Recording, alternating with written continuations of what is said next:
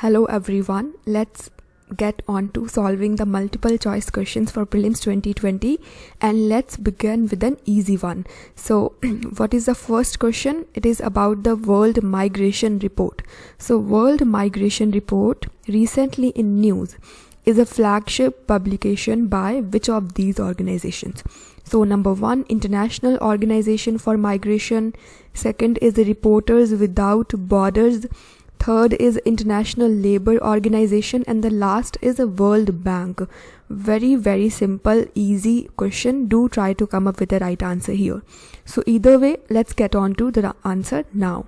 So basically, this report, that is World Migration Report, it is by the International Organization for Migration. Very important. Even in mains we have a specific topic related to diaspora of India. So then there also we can quote the data and the findings of this report whenever we are to talk about the contribution of Indians diaspora towards Indian economy or culture or anything. So answer here is very simple, International Organization for Migration. Now there are 3 more details here. Number 1, when did this organization start publishing this report? 2000. So it's not something that has been started recently. So since 2000 this organization is publishing the report. And what is the name of the report? Memorize this as well, World Migration Report. And second important point is that this International Organization for Migration is also serving as a United Nations Migration Agency. Very important. And last is its finding, which although is not very important because either way we know that India is the country with the largest international migrants and the number is 17.5 million. So there are 17.5 million people, Indians diaspora, spread across the world, and 2018 figure we are talking about here, and more or less it is the same, and this is the very reason India receives the maximum amount of remittances. So that's really it. We are done with question number 1. Let's get on to next question, which is with reference to the cropping intensity. Again, very important. So with reference to cropping intensity, consider the following statements. Number 1, cropping intensity refers to the ratio of gross cropped area and net sown area. So gross cropped area over net sown area. Is this what cropping intensity is? Second is, cropping intensity in India has been more than 100% since independence. तो ये क्या आज़ादी के time से ही 100% से ज़्यादा रही है? So which of the statements given above is are correct? 1 only, 2 only, both or none? So herein it's a really simple question, a pure common sense based. So do try to come up with the right answer here as well. So let's get on to the answer now. So basically, what is cropping intensity? It is the gross cropped area over net sown area, and if we are to express it in percentage format, then we'll be multiplying it with 100. So this is what cropping intensity is. Now what is gross cropped area? So basically, let's say you got 1 hectare of land and it's been sown only once. तो एक ही बार उस 1 hectare area को हम cultivate कर रहे हैं. So 1 hectare area would be our gross cropped area, and 1 hectare also वो same 1 hectare land हमारा net sown area भी होगा. But now let's look at the different case here. So if the same very 1 hectare of land is being cultivated twice, let's say खरीफ के season में भी और राबी के season में ही, तो in that way that herein the gross cropped area would be like 2 hectare but net sown area would be 1 hectare.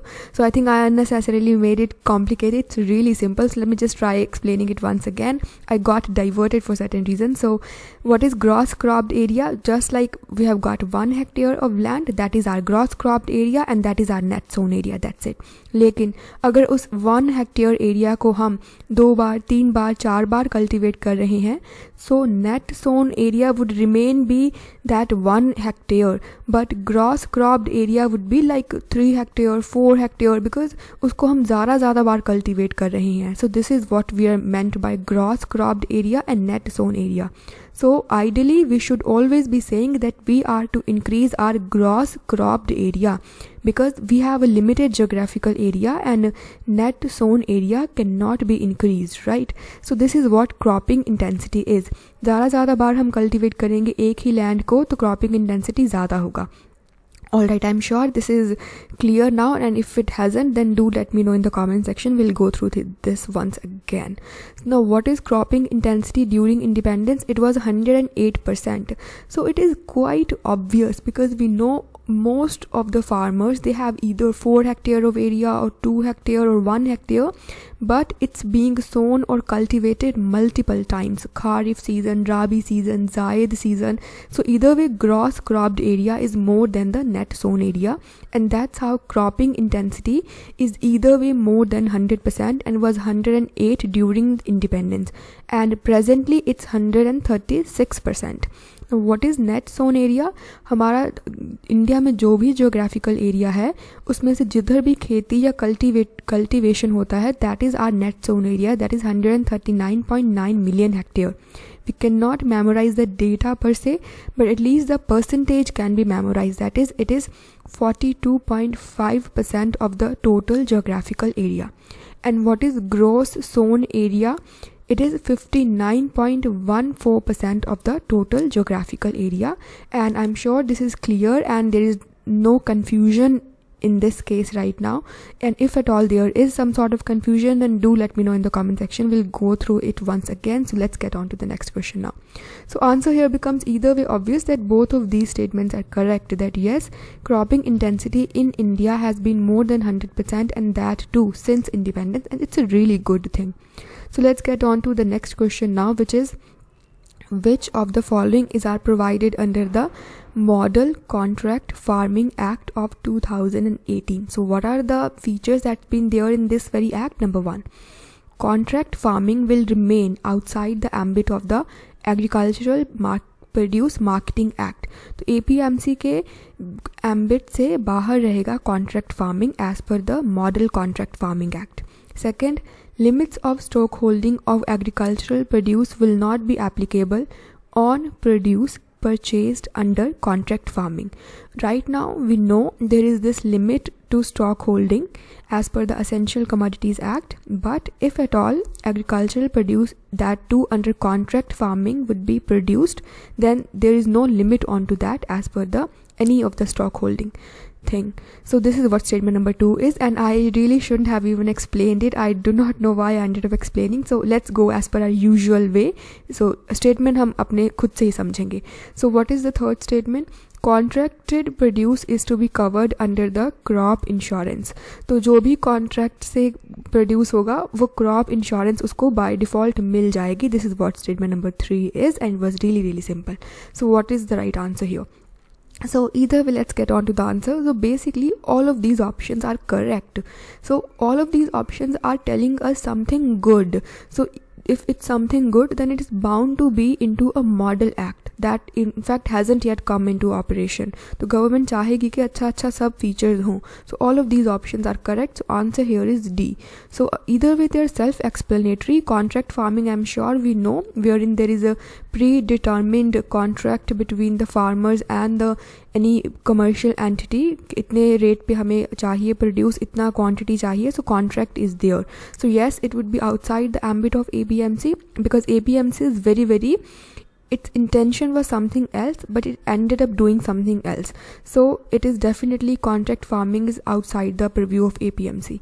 Second is, yes, there is no limit of stock holding if agricultural produce is under contract farming, because stock holding in a way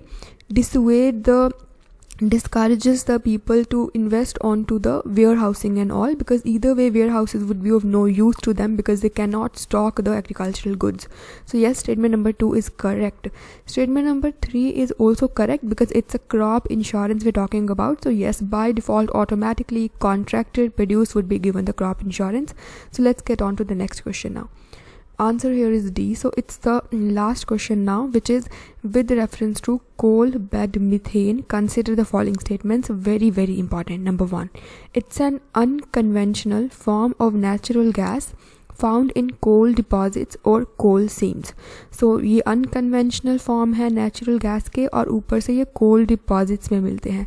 second, production in coal bed methane wells can be increased with the simulation of microbial processes.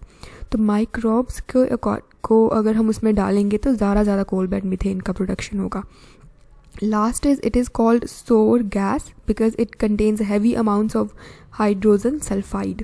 So really, is it like a sour gas? Is sour gas good or not? Because coal bed methane is something that is good. So statement third तो हम ऐसे भी समझ सकते हैं, right? So do try to come up with the right answer here as well because it's really important. So let's get on to the answer now. So basically statement number 3 is incorrect because sour gas is not good. Sweet gas is good. Sour gas contains very heavy amount of hydrogen sulfide and which is not good. The efficiency of fuel goes down. The machinery gets depreciated very easily, very quickly if at all we are to give it the sour gas or any fuel that has more amount of the hydrogen sulfide. तो statement number 3 तो ऐसे ही गलत हो गया. Statement number 1 is correct that yes, it is an unconventional form of natural gas. It is not conventional because we are not using it. It is something that is yet to be used at a wider level. It's a form of natural gas, no doubt about it. Plus, coal deposits के ऊपर मिलती है coal bed methane. This is something that we just have to know. And statement number 2 is also correct that yes, मतलब second तो either way it's correct. Even if we haven't read it, it can be assumed to be true because this is something that is so obvious. Microbial processes के according से हम coal bed methane को simulation कर सकते हैं. But either way, let's get on to the details here. Details I have already explained. So answer here is B. Because it's not a sour gas. Statement number 3 चला गया, then we have gotten either 1 or B as the right answer. Now here in statement number 2 is also correct, so we got B as the right answer. So herein it is a sweet gas and not a sour gas because it does not contain hydrogen sulfide. Very important. But it contains a few percent of the carbon dioxide. That has nothing to do with the sweet gas or sour gas. Gas is the sweet one if it is not containing the hydrogen sulfide. This is our keyword here.